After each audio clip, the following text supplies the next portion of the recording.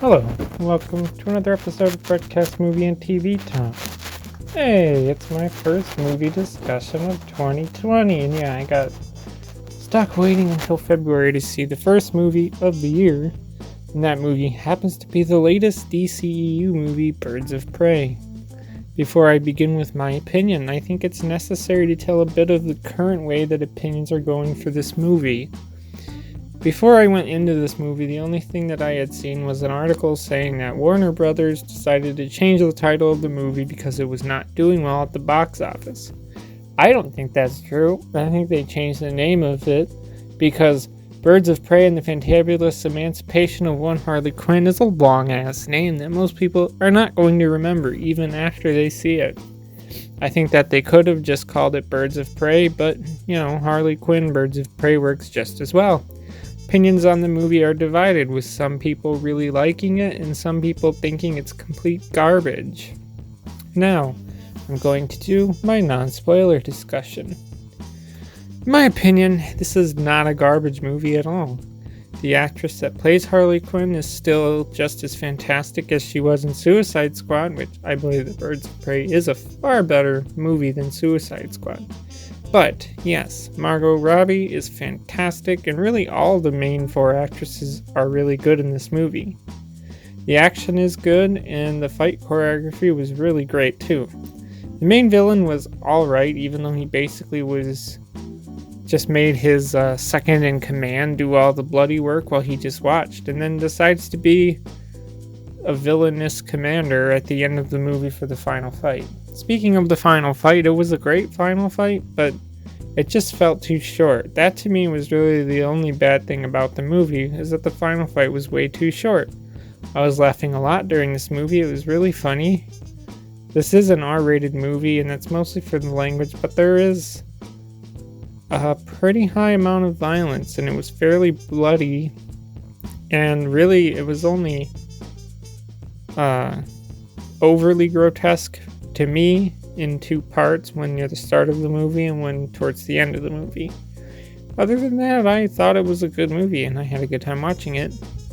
Harley Quinn, Birds of Prey, is a good movie and is very enjoyable too. Now I'm going into my full spoilers for the Birds of Prey movie here, so you have been warned. With a movie like this, one question that needs to be asked is, what is this movie? Is this a Birds of Prey movie, or is it a Harley Quinn movie? Most people have said that this isn't a Birds of Prey movie because the main four characters didn't come together as a group until the final fight of the movie. While this is true, I find that the characters were united in cause before they were united by physical location. Canary didn't want her promotion to driver because she was being watched more by the Black Mask and Victor Zsasz, or whatever his name is. Huntress was working on her kill list, which ultimately led her to tracking down Zsasz, who was the second-hand person to the Black Mask. Renee Montoya is a detective whose case was ultimately leading her to the Black Mask, despite having to take the long route of finding people that worked for him just to eventually lead to him. And finally, Harley Quinn got wrapped up in all this because of how many people were after her, because she was no longer under the protection of the Joker. She wanted the diamond that the Black Mask wanted, but she thought she would be able to get it, or because she wanted to use it to get herself out of all the problems and trouble that she got wrapped up in. Plus, I could add that Montoya, Canary, and Harley Quinn all had one or more times that they ran into each other before the moment they were forced to team up against the Black Mask and his army.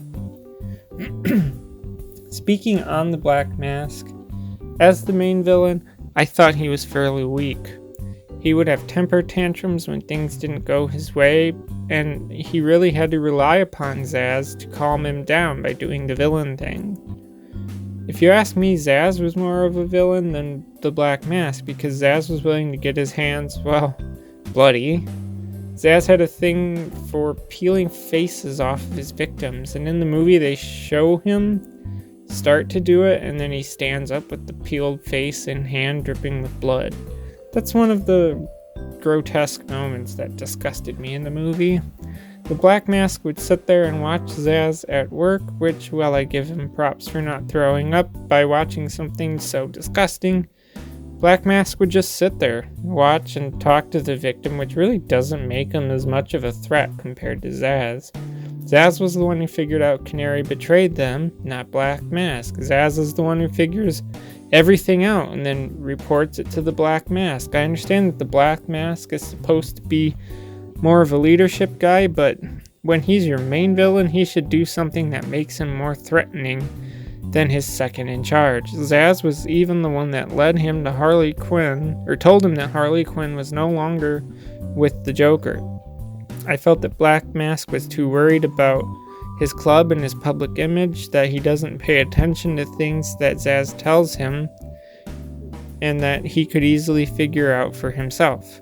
Sure, Black Mask had a less dramatic death than Zsasz, but considering how the villain's dynamic between the two was shown in the movie, I think it's justified. Even in the final battle, Black Mask didn't do any fighting, but waited for the opportunity to grab Cassandra and lure Harley Quinn away from her group. I also thought that the final fight was too short. Choreography was great, but the time it took from them being in that abandoned amusement park to Harley and Black Mask being out on that pier was just too quick. Harley Quinn is also the best part of the movie and gets more screen time than the other main characters.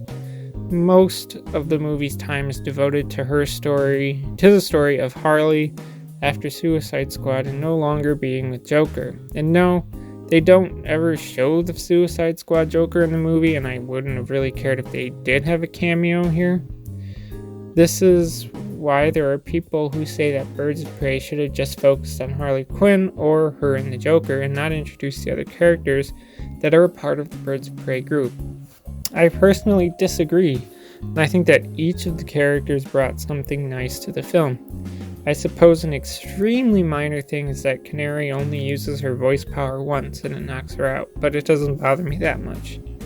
I really don't have that much negative to say about this movie because I really enjoyed it. Despite what other people may think of it, if you like it, then say that you do. Don't just hate on this movie because other people are. The movie isn't garbage, and it certainly didn't flop. In fact, it made approximately $2 million more than Ford vs. Ferrari did on opening weekend, but Sonic the Hedgehog did better than both of them.